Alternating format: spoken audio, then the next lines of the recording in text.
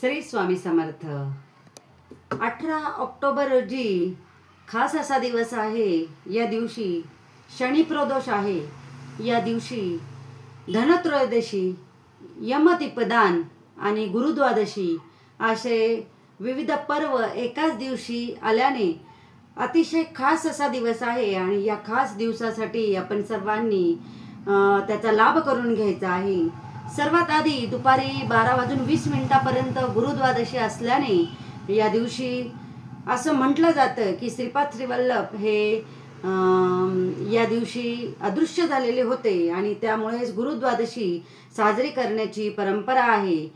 गुरूंचा आशीर्वाद प्राप्त करण्याचा त्याच दिवशी आपले गुरु यांची पूजा करावी, गुरुमंत्राचा जप हा जास्तीत जास्त करावा आणि गुरूंच्या प्रती आपण कृतज्ञता व्यक्त करावी।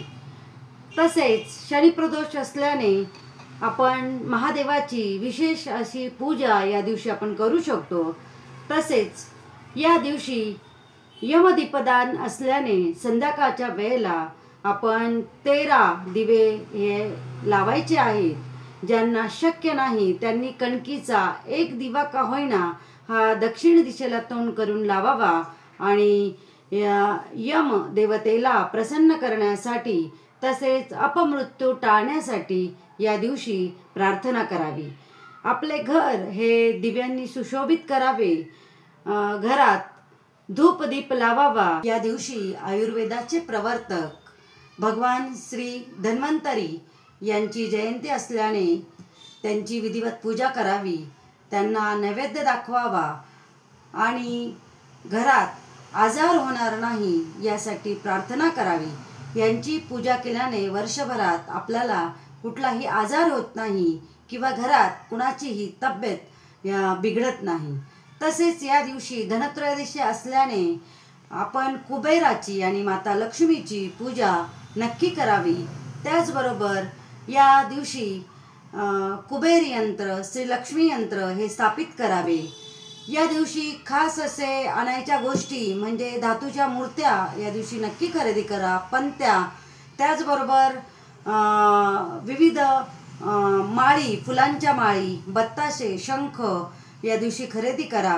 या दिवशी शनिवार असल्याने लोखंडाच्या कुठल्याही वस्तू, पत्र्याच्या कुठल्याही वस्तू खरेदी करू नका। तसेच या दिवशी श्री महालक्ष्मी नमः या मंत्राचा जप करा। डिस्क्रिप्शन बॉक्समध्ये मी धन्वंतरीचा जप तुम्हाला पाठवत आहे, तोही जप करा। त्याचबरोबर या दिवशी नवीन कपड्यांची खरेदी करा।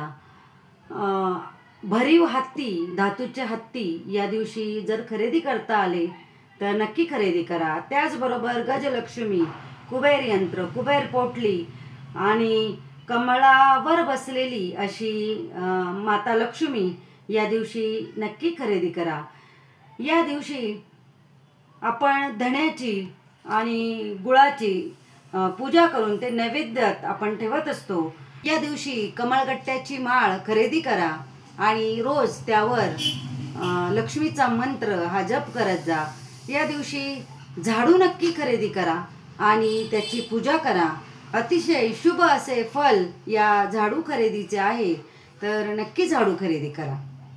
या दिवशी आवळा नक्की खरेदी करा आणि आवळ्याची पूजा करा, आवळ्याच्या झाडाची पूजा करा।